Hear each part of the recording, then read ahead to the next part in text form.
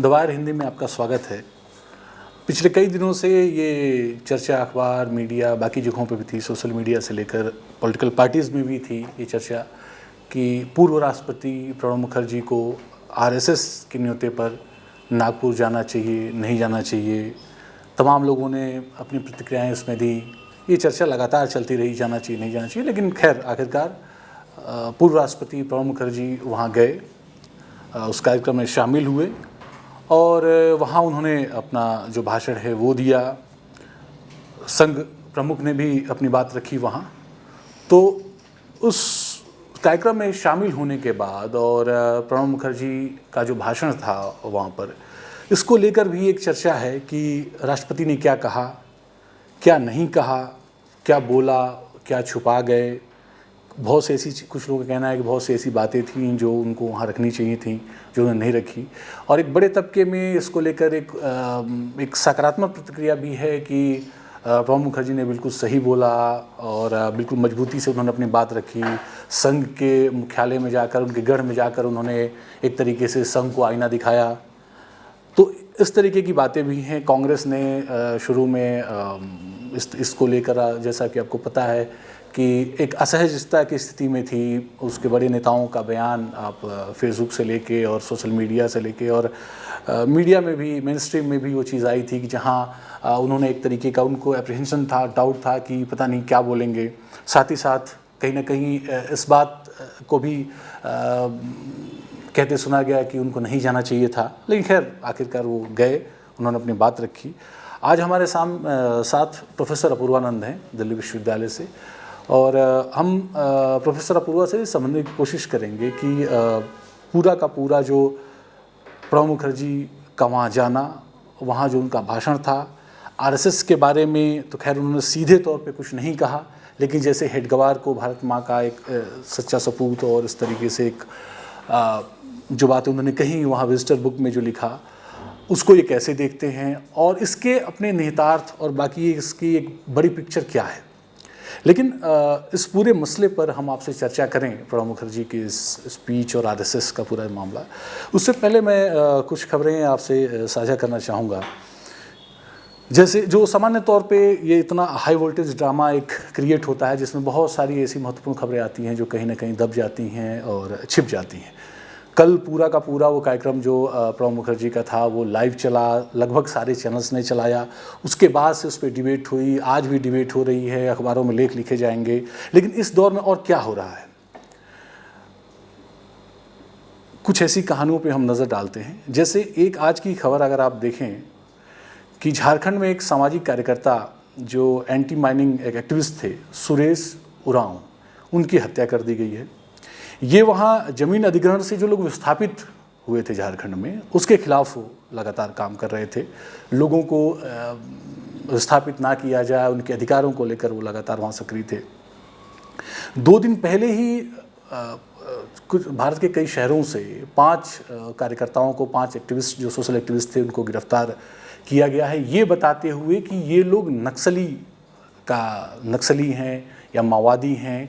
इस आरोप में उनको गिरफ्तार किया गया है। आज ये खबर आई है कि एक ईमेल पुलिस ने उसका जिक्र किया है जिसमें माननीय प्रधानमंत्री को मारने की एक बात कही गई है कि कहीं ना कहीं एक षड्यंत्र रचा जा रहा था कि राजीव गांधी को जिस तरीके से मारा गया वैसे ही इनको मतलब वैसे ही जो है प्रधानमंत्री मोदी की ये हत्या की साजिश रची जा रही थी।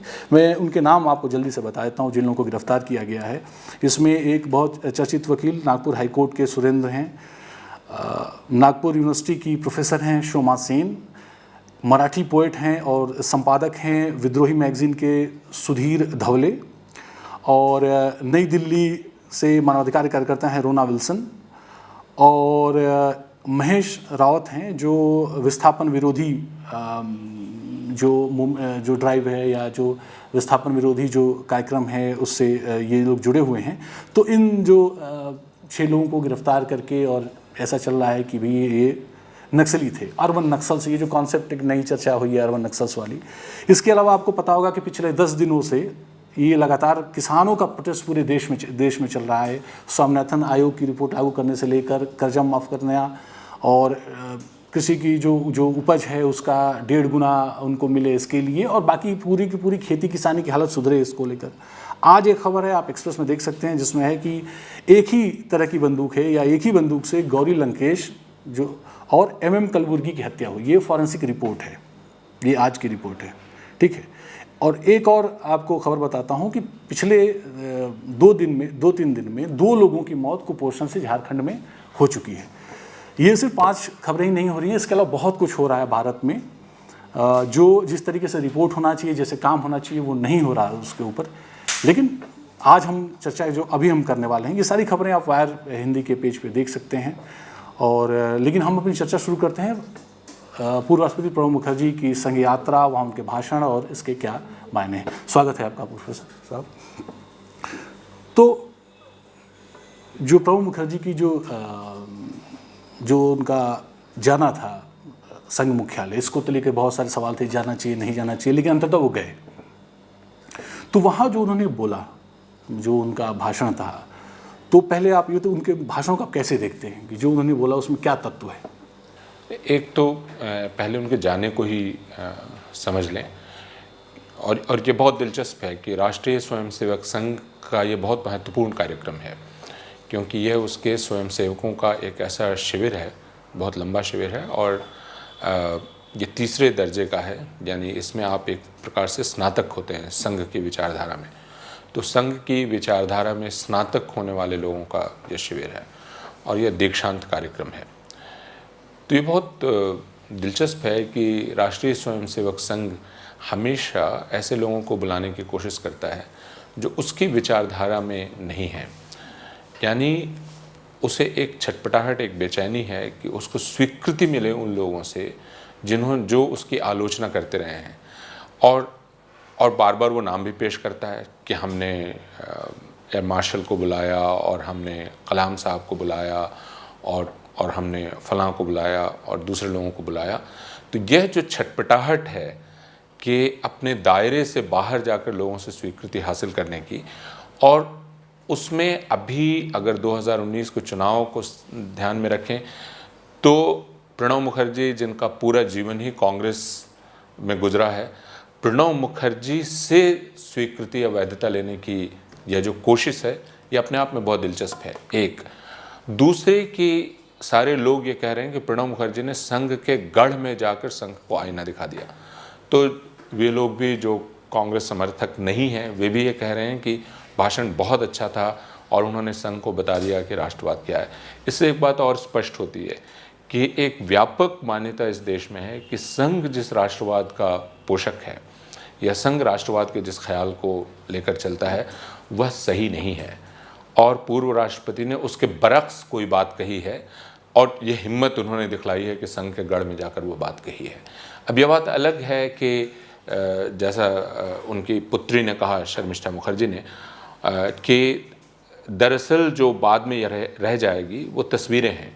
तो वो तस्वीरें हैं जिसमें एक तस्वीर होगी जिसमें प्रणब मुखर्जी बालकनी में खड़े हैं, हेडगेवार साहब के घर के जन्मस्थल के बालकनी में खड़े हैं, और उनके बगल में मोहन भागवत हैं। दूसरा जिसमें मोहन भागवत उनको फूल दे रहे हैं और स्वागत कर रहे हैं। तीसरी जो तस्वीर रह जाएगी, जिसे बार बार कर टेलीविज़न कैमरों ने जिसे देखा और बार दिखाया, वह तस्वीर है उस विजिटर्स बुक की जिसमें उन्होंने लिखा कि वे दरअसल भारत माता के एक महान सपूत को श्रद्धांजलि देने यहाँ आए हुए हैं। तो वो उनके दस्तखत और वह उनकी इबारत जो हेडगेवार को भारत माता का महान सपूत कहती है। तो शर्मिष्ठा मुखर्जी का यह कहना बिल्कुल ठीक है कि राष्ट्रीय स्वयंसेवक संघ इन सारी तस्वीरों को जुगा कर रखेगा और इन्हें तमगे की तरह, ट्रॉफी की तरह इन्हें चारों तरफ दिखलाएगा। प्रणब मुखर्जी ने कल जो भाषण दिया, उस भाषण पर हम और आप आज और कल बातचीत करके उसे भुला बैठेंगे, और इसलिए भी भुला बैठेंगे कि वह भाषण वाकई भुलाए जाने लायक था। उसमें ऐसा कुछ भी नहीं था जो याद रखने लायक हो, और राष्ट्रीय स्वयंसेवक संघ को यह अच्छी तरह से पता है कि उसमें उससे कोई सवाल नहीं किया गया है, इसलिए उसे परेशान होने की कोई आवश्यकता नहीं है। तो प्रणब मुखर्जी ने जो कहा वह क्या था? वह आमतौर पर राष्ट्र की एक ऐसी अवधारणा थी जो पिछले 60-70 साल से सभ्य लोग जिसे स्वीकार करते रहे हैं, जिससे किसी को शायद ही ऐतराज़ हो। हम और आप स्कूलों और कॉलेजों में पढ़ने वाले जो छात्र हैं, राष्ट्रवाद पर अगर एक अच्छा व्याख्यान देना होगा तो वो इस तरह की तैयारी करके व्याख्यान दे देंगे। यानी यह व्याख्यान, जैसा मेरे एक मित्र ने कहा, कि कहीं भी दिया जा सकता है, किसी भी अवसर पर दिया जा सकता है, लेकिन राष्ट्रीय स्वयंसेवक संघ के मुख्यालय में आप राष्ट्रवाद पर जब बोल रहे हैं और आप यह नहीं बता रहे हैं कि कैसे चोट पहुंचाई गई है पिछले 4 सालों में राष्ट्रवाद की इस अवधारणा को, आप उन पर उंगली नहीं रख रहे हैं, तो फिर इस व्याख्यान का कोई अर्थ नहीं रह जाता है। मसलन आप ये कह रहे हैं कि हमारे यहाँ हिंसा का कोई स्थान नहीं है। हिंसा अपने आप में कुछ नहीं बतलाती है जब तक आप ये नहीं कहते हैं कि हमारे यहाँ अखलाक को मारे जाने का या जुनैद को मारे जाने का कुछ स्वीकार नहीं किया जा सकता, या आप गोरक्षकों के नाम पर हत्या नहीं कर सकते। तब तक राष्ट्रीय स्वयंसेवक संघ के दफ्तर में जाकर इस तरह की बात करने का अर्थ ही क्या रह जाता है। तो इसलिए संघ को इस भाषण से कोई बहुत दिक्कत नहीं हुई। इसलिए भी दिक्कत नहीं हुई कि अगर आप भाषण आपने पढ़ा होगा या देखा होगा तो आपने देखा होगा कि राष्ट्रपति ने प्राचीन भारत की तो थोड़ी विस्तार से व्याख्या चर्चा की, लेकिन जैसे ही वो मध्यकाल में पहुंचे उन्होंने 2 वाक्यों में उसे निपटा दिया, और उसमें भी उन्होंने जिन शब्दों का इस्तेमाल किया वो राष्ट्रीय स्वयंसेवक संघ के प्रिय शब्द हैं कि मुस्लिम आक्रांताओं ने भारत पर आक्रमण किया और यहाँ 600 साल तक शासन किया, और उसके बाद वो फ़ौरन ईस्ट इंडिया कंपनी पर आ गए कि उसने ईस्ट इंडिया कंपनी ने, और उसके बाद फिर वे विस्तार में जाते हैं। तो यह पूरा जो झगड़े की जगह है ये मध्यकाल है, और अगर आप इस पर बात ही नहीं कर सकते हैं वहाँ, तो आपके भाषण में तत्व क्या है? यानी आप एक बार अकबर का नाम नहीं ले पाए, आप यह नहीं बता पाए कि मध्यकाल भारत के लिए क्यों एक महत्वपूर्ण काल है और वह अंधकार काल नहीं है, और क्यों वो गुलामी की अवधि नहीं है। आपने हमलावर शब्द का इस्तेमाल किया, इन्वेडर शब्द का इस्तेमाल किया, जो शब्द अप्रासंगिक है। आप 2018 के हिसाब से या 1947 के हिसाब से हमलावर कह रहे हैं। जिस वक्त ये सारा कुछ हो रहा था, यानी जब बाबर आ रहा था और दूसरे तमाम लोग आ रहे थे, उस वक्त हमलावर जैसे शब्द का इस्तेमाल करना एक बहुत अजीब सी चीज़ है। मसलन हम अगर ये पूछें कि चंद्रगुप्त मौर्य हमलावर था या नहीं, या अशोक हमलावर थे या नहीं, जिनको हम महान शासक मानते हैं, तो अशोक ने अंततः मगध से जाकर उड़ीसा पर हमला ही किया था, तो उड़ीसा के लोगों के लिए वो हमलावर ही थे। तो हम जब ये कहते हैं, जो प्रणब मुखर्जी ने कल कहा और जो उसके पहले मोहन भागवत बहुत उच्च भूमि से बोल रहे थे कि हम कहीं हमला नहीं करते हैं, तो हम कौन हैं? क्योंकि अशोक ने हमला किया था कलिंग पर, चंद्रगुप्त मौर्य ने अपना साम्राज्य बढ़ाया था, और अंग्रेज़ों ने जिनसे भारत लिया था वो मुगल नहीं थे, वो मराठे थे। तो मराठों ने भी साम्राज्य अपना बढ़ाया और दक्षिण तक चले गए। तो इसलिए आप ये नहीं कर, ये जो हमलावर शब्द है, इस हमलावर शब्द में ही बहुत बड़ी समस्या है।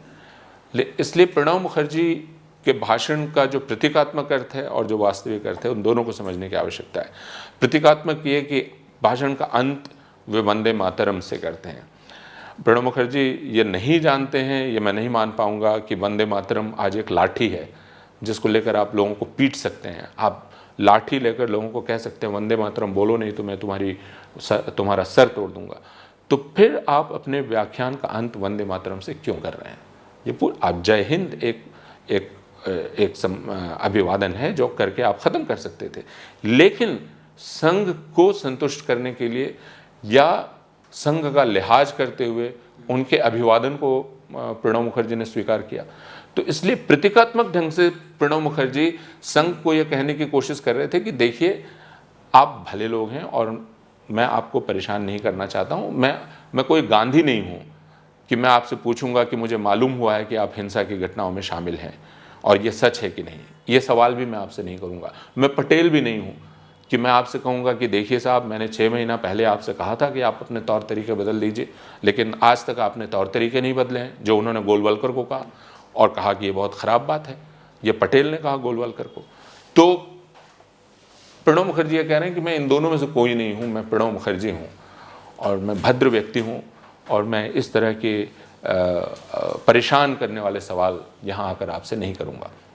अच्छा, इसमें आप जो बात कर रहे हैं इसमें ये भी एक मतलब आम व्यक्ति के लिए ये एक और इस चीज़ को समझने की दिक्कत है कि यूपीए के कार्यकाल में ही, यूपीए सरकार में ही ये टर्म सैफरन टेरर जैसी चीज़ आई थी। आर के जो भी भाजपा के जो सांसद महोदय हैं वो आर के सिंह होम सेक्रेटरी थे, प्रणब मुखर्जी भी तमाम बड़े पदों पे थे पार्टी। जी जी, तो सैफरन टेरर की बात की थी, ये बात की थी कि आरएसएस और उसकी विचारधारा को मानने वाले, उससे जुड़े हुए लोग, फ्रिंज एलिमेंट, मतलब जो कहीं ना कहीं से आरएसएस जुड़े हुए हैं, वो किसी न किसी टेरर एक्टिविटी में शामिल हैं और देश में जो भी उल्टा सीधा हो रहा है उसमें उनकी बड़ी भूमिका है। और वही व्यक्ति सीधे वो आरएसएस के कार्यक्रम में चला जाता है और वहाँ जाके एक शब्द नहीं बोलता। हाँ, जबकि वो 5 साल पहले प्रणब मुखर्जी ने वो प्रस्ताव लिखा था, तैयार किया था, जिस प्रस्ताव में बतलाया गया था कि हिंसा की गतिविधियों का, जिन्हें आप आतंकवादी गतिविधियां कहते हैं, उनका राष्ट्रीय स्वयंसेवक संघ से कैसे रिश्ता है। और आज वे वहाँ गए और उन्होंने उस प्रस्ताव की कोई चर्चा भी नहीं की जो स्वयं उनका लिखा हुआ था। तो आप जैसा कह रहे हैं कि यह बात अपने आप में कुछ दिखलाती है, और वो ये दिखलाती है कि हम हमारे लिए जो चर्चा हम लोग कुछ दिन पहले कर रहे थे कि दरअसल हमारे लिए कोई लक्ष्मण रेखा नहीं है। हमारे मिथकों में लक्ष्मण रेखा जैसा शब्द है, लेकिन वो स्त्रियों के लिए है। हमारे सामाजिक व्यवहार में कोई लक्ष्मण रेखा नहीं है। हम उन लोगों के साथ बैठ सकते हैं, उनके साथ चाय पी सकते हैं, उनके साथ खाना खा सकते हैं, जो इस देश के नागरिकों या इस देश के समुदाय के खिलाफ हिंसा का लगातार प्रचार करते रहते हैं। और आप ये कह नहीं सकते हैं कि यह जो शिक्षा शिविर आपने किया है, क्या इस शिक्षा शिविर में आपने बतलाया है कि भारत उतना ही मुसलमानों का है, उतना ही ईसाइयों का है, उतना ही दलितों का है, या आप जो लगातार संघ के बौद्धिकों में दिमाग तैयार करते रहते हैं, जिनको मेरे पास और कोई लफ्ज़ नहीं है तो मैं ये कहना चाहूँगा कि अंग्रेज़ी में उसके लिए जेनोसाइडल माइंड जैसा शब्द है, हिंदी में आप जनसंहारात्मक मस्तिष्क कह सकते हैं। तो राष्ट्रीय स्वयंसेवक संघ अपनी शाखाओं, अपने बौद्धिकों और इस तरह के शिविरों में जनसंहारात्मक मस्तिष्क तैयार करता है। आप इसकी चर्चा नहीं कर रहे हैं। अभी कुछ दिन पहले रॉबर्ट फिस्क ने एक लेख लिखा जिसमें उन्होंने लिखा कि जनसंहार इसलिए होते हैं कि वहाँ के स्थानीय लोग उनका साथ देते हैं। ऐसा नहीं है कि कुछ अपराधी जनसंहार कर लेंगे, उसके लिए ज़रूरी है कि आपके इर्द गिर्द एक जनसंहारात्मक मस्तिष्क लगातार काम करता हो। राष्ट्रीय स्वयंसेवक संघ अपने एकल विद्यालयों के ज़रिए, अपने सरस्वती शिशु मंदिरों के ज़रिए, अपने विभिन्न साहित्य के ज़रिए भारत में लाखों लाख ऐसे दिमाग तैयार कर चुका है जिनको कोई ऐतराज़ नहीं होगा अगर मुसलमानों का कत्लेआम हो, जिनको कोई ऐतराज़ नहीं होगा अगर वो खुद ना करें तो कम से कम वो रोकने की कोशिश नहीं करेंगे। तो यह वातावरण जो बना दिया गया है, यह वातावरण भारतीय नागरिकता के निर्माण में सबसे बड़ी बाधा है। आखिर भारतीय नागरिकता तो एक बनती हुई चीज़ है, उस बनती हुई चीज़ में सबसे बड़ी बाधा यहाँ से डाली जा रही है ताकि भारतीय नागरिकता बन ही ना सके। आप उसकी चर्चा नहीं कर रहे हैं। तो राष्ट्रीय स्वयंसेवक संघ के काम करने के तरीके को अगर हम लोग समझें तो अक्सर लोग लिखित साहित्य को देखना चाहते हैं। लिखित साहित्य को भी आप देखना चाहें तो जिन्हें महान सपूत कहा, इन्होंने भारत माता का महान सपूत, उन हेडगेवार साहब के वचनों को आप देख लें, जिसमें केशव बलराम हेडगेवार, ये बात सही है कि वे कांग्रेस में शामिल थे और कांग्रेस में शामिल रहते हुए वो जेल गए, लेकिन उसके बाद उन्होंने अपना रास्ता चुन लिया, जैसे सावरकर ने अपना रास्ता चुन लिया था। इन तमाम लोगों ने यह तय किया कि हम अपनी ऊर्जा अंग्रेज़ों से लड़ने में खर्च नहीं करेंगे। ये काम बाकी लोग कर रहे हैं, वे काम बाकी लोग करते रहें। भगत सिंह कर रहे हैं, वो फांसी पर चढ़ जाएं, ये बाकायदा लिखा है इन लोगों ने कि ये सब हमें नहीं करना है। कांग्रेस वाले कर रहे हैं, जेल जा रहे हैं, हमें उसमें ताकत नहीं लगानी है। हमें ताकत लगानी है एक प्रकार का सैन्य संगठन तैयार करने में, जो हिंदुओं के नाम पर तैयार किया गया संगठन हो और हिंदुओं को यह एहसास दिलाया जा सके कि उनके हित का संगठन हो। लेकिन यह संगठन आदर्श मान रहा है हिटलर और मुसोलिनी को, और वह एक तरह की नस्ल शुद्धता के सिद्धांत पर काम कर रहा है। तो पूरा इरादा 1925 से 1920 से इनका यह था कि एक ऐसा संगठन तैयार किया जाए जो भारत पर कब्जा कर सके, और उसके लिए अंग्रेज़ों से लड़ने में ताकत ज़ाया नहीं करनी है। तो इसलिए 1925 से 1947 तक राष्ट्रीय स्वयंसेवक संघ का कोई भी व्यक्ति अंग्रेज़ों से लड़ने में कहीं दिखलाई नहीं पड़ता है। दीनदयाल उपाध्याय जी उसी दौर में बड़े होते हैं, है ना, उनकी लगभग 30 साल उम्र हो जाती है, लेकिन दीनदयाल उपाध्याय जी कहीं स्वाधीनता आंदोलन में, कहीं लाठी खाते हुए, कहीं जुलूस में जाते हुए नहीं दिखलाई पड़ते हैं, वो शाखा जाते आते दिखलाई पड़ते हैं। तो एक तो इनका यह तरीका था, और उस पर काफ़ी कुछ लिखा जा चुका है, जिसमें हेडगेवार मुसलमानों को यवन सर्प कहते हैं, यवन स्नेक्स, और ये कहते हैं कि यहाँ इस देश में बाकी लोग भी रह सकते हैं, लेकिन सबको मालूम होना चाहिए कि वे हिंदुओं के हिंदुस्तान में रह रहे हैं।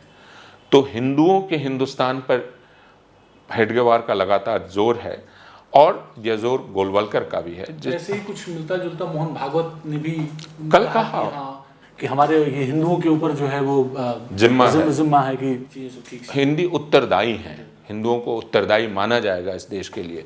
बाकी लोग भी रह सकते हैं, लेकिन बाकी लोगों को समझना पड़ेगा कि वो दूसरों के, जब ये कहा जा रहा है बाकियों को समझना पड़ेगा कि वो हिंदुओं के भारत में रह रहे हैं, इसका मतलब दूसरों की जगह रह रहे हैं, और उनके मुताबिक अपना चाल चलन ठीक करके चलना पड़ेगा। दोयम दर्जे की नागरिकता आपको रखनी पड़ेगी। राष्ट्रीय स्वयंसेवक संघ की एक बात और सबको ध्यान में रखनी चाहिए, वो ये कि जैसे मैंने बताया कि स्वाधीनता संग्राम में उसके सबसे ज़्यादा चिंता ये थी कि वो कैसे अपनी ताकत को बचाए।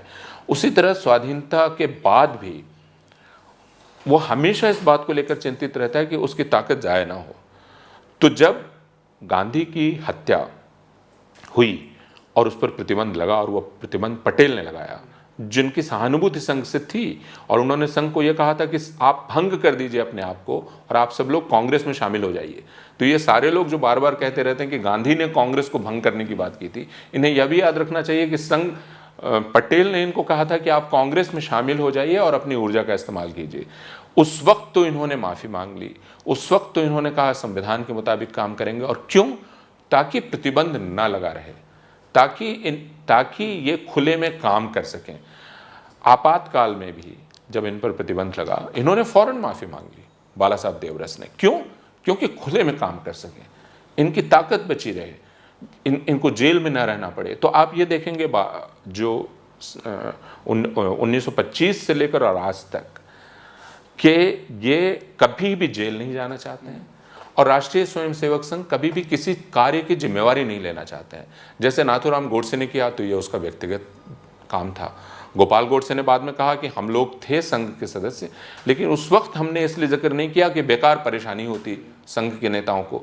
उसी तरह बाबरी मस्जिद गिर गई और संघ को आप दोषी नहीं दे सकते हैं। तो संघ ज़्यादातर अनौपचारिक तरीकों से काम करता है, और जिसे आप चोरी चोरी काम करना कहते हैं, मुहा मुही काम करना कहते हैं, जिसे हम बिहार में कनफुसकी से अपनी बात फैलाना कहते हैं। और इस बात का प्रशिक्षण संघ के कार्यकर्ताओं को है कि अगर वे पकड़े भी जाएं तो वे संघ की तरफ इशारा न करें, संघ को पर कोई आंच नहीं आनी चाहिए। और ये बहुत दिलचस्प है कि संघ पर आप कानूनी तरीके से आंच आए ना आए, इसका उन्होंने पूरा इंतज़ाम किया है। मसलन अगर पांजन्य और ऑर्गेनाइज़र में कुछ छपे तो आप ये नहीं कह सकते हैं कि संघ के विचार हैं, क्योंकि वे कहते हैं कि ये तो हमारा पत्र ही नहीं है, यह तो स्वतंत्र ट्रस्ट से छपता है और निकलता है। इसलिए संघ क्या है? फिर संघ एक भावना है। इसलिए आपको संघ का कोई भी मिलेगा तो चूंकि आपका नाम ब्रजेश है, वो कहेंगे आप भी संघ के ही हैं। हर कोई संघ का है। और गोविंदाचार्य ने बात ठीक कही कि संघ के लोगों को इसका प्रशिक्षण है कि आप मृदुभाषी होइए, आप मीठा बोलिए। और उनका कहना है हर व्यक्ति एक धातु है जिसका तापमान आपको पता होना चाहिए कि कब उसको पिघलाया जाएगा। तो आप उसके रसोई घर में जाइए, आप उसके घर में जाइए, आप उससे दोस्ती कायम कीजिए। जैसे मेरे एक मित्र कहते हैं कि ये दरअसल एक तरह का सद्भाव कायम करना है ताकि घृणा फैलाई जा सके। तो आप अपना सद्भाव कायम करते हैं, जिससे आप मुसलमानों और ईसाइयों और दलितों के खिलाफ घृणा लगातार फैला सकें और उन लोगों को भी इसमें शामिल कर सकें। तो ये जो पूरी जो प्रणब मुखर्जी की यात्रा थी, भाषण और ये तमाम चीज़ें, तो जैसा ये कहा जा रहा है कि इसमें आरएसएस ने बहुत कुछ हासिल किया, ये उसके लिए बहुत फ़ायदेमंद। आरएसएस काफ़ी उल्लसित है जी। उल्लसित इसलिए है कि वह यह कह सकता है कि देखिए उन्होंने भी कहा और कल संघ के एक प्रवक्ता ने कहा कि देखिए, उन्होंने कहा कि मुग़ल आक्रमणकारी थे, वो कोई हमें बिरयानी खिलाने नहीं आए थे, वो यहाँ आक्रांता थे। तो इसका मतलब संघ की मशीनरी सक्रिय हो गई है। शर्मिष्ठा मुखर्जी ने आज बतलाया कि आपको मैं जो कह रही थी वो बात निकली, उन्होंने फ़ौरन ही आपकी तस्वीर विकृत कर दी है, उस पर अपनी टोपी लगा दी है और आपका हाथ नमस्ते की मुद्रा में ले आए हैं। तो संघ को वाकई जो चाहिए था वो मिला, उसको तस्वीरें चाहिए थी, वे तस्वीरें वो दिखाएगा और उसमें वह शब्द चस्पा करेगा जो शब्द उसके लिए उपयुक्त हैं। और आप जब कहेंगे कि नहीं, प्रणब मुखर्जी ने यह कहा, तो लोग कहेंगे मैं आपकी बात क्यों मानूं, क्योंकि तब एक प्रतियोगी सत्य खड़ा कर दिया गया। तो उस पर आप कहेंगे कि नहीं नहीं, इसलिए कि वो संघ है, तो कहेंगे कि ये तो बहुत अजीब बात है, संघ कहे तो उसकी बात गलत, आप कहें तो सही। तो सत्य के सामने आप एक प्रतियोगी सत्य खड़ा कर दीजिए, आपका सत्य बेकार हो जाता है। तो इसलिए प्रणब मुखर्जी का पूरा भाषण बेकार हो जाएगा, क्योंकि संघ के द्वारा प्रचारित प्रणब मुखर्जी का भाषण ही उनका भाषण रह जाएगा। जैसे अभी बहुत सारे जो आरएसएस से जुड़े लोग हैं, जो कार्यकर्ता हैं, जो नेता हैं, उनका बयान आने लगा है कि प्रणब मुखर्जी और मोहन भागवत ने लगभग एक ही बात कही, दोनों बिल्कुल एक दूसरे पूरक हैं दोनों। तो लेकिन जो इसमें जो मोहन भागवत का बयान था, जो आपने सुना होगा, कि एक जो बात उन्होंने कही कि आरएसएस ही रहेगा, प्रणब जो है वो प्रणब ही रहेंगे। तो ये कहीं ना कहीं एक ये भी बताता है कि उनको भी पता है कि चीज़ें मतलब न हम सुधरेंगे और सामने वाले को हम कुछ कह नहीं सकते। बिल्कुल, असल में देखिए, इसमें एक भ्रम यह पैदा किया जा रहा है जो बहुत दिलचस्प है। वो क्या है कि राष्ट्रीय स्वयंसेवक संघ ने एक भिन्न विचारधारा के व्यक्ति को बुलाया है। देखिए, राष्ट्रीय स्वयंसेवक संघ कितना उदार है और बाकियों को देखिए वो कितने संकीर्ण हैं कि वे कह रहे हैं वहाँ नहीं जाना चाहिए। ठीक, तो दिखलाई ये पड़ा कि संघ उदार है, बाकी लोग जो जाने का विरोध कर रहे हैं संकीर्ण है। तो पहली चीज़ तो यही दिखलाई पड़ गई। और दूसरे, जिन लोगों ने ये कहा कि हमें इसलिए उनके जाने का स्वागत करना चाहिए कि इससे संवाद की संभावना खुलती है, तो हमारा यही कहना है कि संवाद से मनाही किसी ने नहीं की। जिस जवाहरलाल नेहरू को गाली देते सुबह दोपहर शाम संघ के लोग नहीं थकते हैं, उस नेहरू ने इन पर प्रतिबंध नहीं लगाया, पटेल ने लगाया था। उसके बाद करंजिया ने कहा भी नेहरू को कि क्यों नहीं लगना चाहिए, नेहरू ने कहा यह जनतंत्र है और हम किसी की नागरिक स्वतंत्रता बाधित नहीं करना चाहते हैं। हालांकि हम ये देख रहे हैं कि ये एक नाजी किस्म का अर्धसैन्य संगठन खड़ा हो रहा है, जो कि अर्धगोपनीय संगठन है और ये बहुत ही खतरनाक है। और उन्होंने यह कहा कि यह भारत को काफ़ी घाव पहुंचाएगा। भारत में इतनी ताकत है कि वो उठ खड़ा होगा, लेकिन उन घावों के भरने में बहुत वक्त लगेगा। तो नेहरू को गुजरे हुए 55 वर्ष हो गए, लेकिन अब जो पिछले 4 साल में घाव लगे हैं भारत को, और अगर भारत एक शरीर है तो उसके हर अंग से खून बह रहा है, और वो घाव संघ और संघ के संगठनों और उसके कार्यकर्ताओं और उसके नेताओं ने दिए हैं। तो इसलिए संवाद की कोशिश गांधी ने भी की थी। गांधी ने उनको कहा था कि आप अपने तौर तरीके बदलिए, पटेल ने उनको कहा तौर तरीके बदलिए, नेहरू ने इतना लंबा मौका दिया बिना प्रतिबंध लगाए कि आप सभ्य बनिए, बाकी लोगों ने भी कहा सभ्य बनिए, लेकिन सभ्य बनने की जगह हम चतुर बनते चले गए। तो जो चतुर है वह सभ्य है कि नहीं, वह चतुर जरूर है और कह सकता है कि मैं देखिए कितना चतुर हूं, लेकिन चतुर होना सभ्य होना नहीं है। सभ्य होने का मतलब यह है कि आप लोगों के साथ सद्भाव से रहेंगे, आप मुसलमानों और ईसाइयों के खिलाफ नफरत का प्रचार नहीं करेंगे, आप जब नमाज पढ़ रहे हैं मुसलमान तो उनके नमाज को भंग नहीं करेंगे। आप अभी मुझे खबर मिली कि झारखंड में फिर किसी की हत्या हुई है और किसी मुसलमान की हत्या हुई है, मध्य प्रदेश में हुई है, राजस्थान में आप लोगों के जन्मदिन की पार्टियों में घुस जाते हैं अगर वो ईसाई हैं, और आप कहते हैं कि आप लोगों का धर्म परिवर्तन कर रहे हैं इसलिए मैं आप पर हमला करूंगा। तो मतलब यह सभ्यता नहीं है। तो राष्ट्रीय स्वयंसेवक संघ जो कर रहा है वो दरअसल एक प्रकार की असभ्यता का प्रचार है और यह भारतवर्ष के लिए ज़्यादा खतरनाक है। अच्छा, इस पूरे एपिसोड में जो कांग्रेस का रोल रहा, जिस तरीके से कहीं ना कहीं असहजता उसके अंदर बनी रही, ये इच्छा भी थी अहमद पटेल जैसे जो सीनियर लोग हैं वो भी इस चीज़ को लेकर एक थोड़े असहमत नज़र आए कि प्रणब मुखर्जी वहाँ जा रहे हैं। तो एक जो कांग्रेस का इतना बड़ा एक नेता, जो पुराना नेता रहा, अगर वो आखिर के समय में अपने जो है राजनीतिक जीवन के अपने ढलान पे और वहाँ वो जाता है संघ के मुख्यालय में, उसके पहले ही वो सरकार सैफरन टेरर से लेके तमाम तरीके की बातें करती है। तो अब जो आगे का जो रास्ता उस पार्टी के लिए एक आइडियोलॉजिकल, आप कैसे उसको, जैसे लगातार कांग्रेस फिलहाल अभी तो हमलावर है आरएसएस को लेकर, बीजेपी को लेकर, कि ये जो इस तरह का कम्युनल ये सारी चीज़ें चल रही हैं इसको लेकर, लेकिन अब जब आप ही का एक इतना बड़ा नेता वहाँ जाकर अगर उसमें शामिल हो, एक तो प्रणब मुखर्जी ने खुद कहा कि अब वे नागरिक हैं, ये किसी दल के नहीं हैं, लेकिन कांग्रेस से उनके लगाव से इनकार तो नहीं किया जा सकता है और कांग्रेस को खुद इसका एहसास है। इसलिए कांग्रेस की जो की व्यग्रता थी वो ठीक ही थी। कांग्रेस के लिए यह बहुत असुविधाजनक था कि उसके साथ लंबे वक्त से जुड़ा हुआ व्यक्ति राष्ट्रीय स्वयंसेवक संघ के मुख्यालय में दिखलाई पड़े। ये अत्यंत ही असुविधाजनक था और यह वो स्वीकार नहीं कर सकती थी। इसलिए उसने जो अपनी अस्वीकृति शुरू में दी वो बिल्कुल ठीक थी, लेकिन उसके बाद ये बेचैनी शुरू हो गई कि कहीं प्रणब मुखर्जी को कोई हड़प न ले, और इसलिए कांग्रेस ने उनके व्याख्यान की एक सकारात्मक व्याख्या करना शुरू की।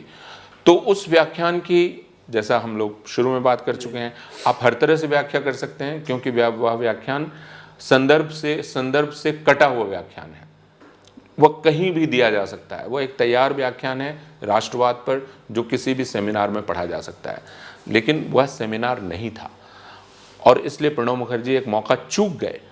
प्रणब मुखर्जी का जो प्रलोभन है बहुत सारे लोगों का होता है। वह प्रलोभन यह है कि मैं मतभेदों से ऊपर हूँ, मैं एक ऊपर उठा, सतह से ऊपर उठा हुआ व्यक्ति हूँ, मैं इन तुच्छ मतभेदों में नहीं पड़ता हूँ। लेकिन तब आपका कद उतना ऊंचा होना चाहिए कि आप यह कह सकें कि तुमने यह गलती की है।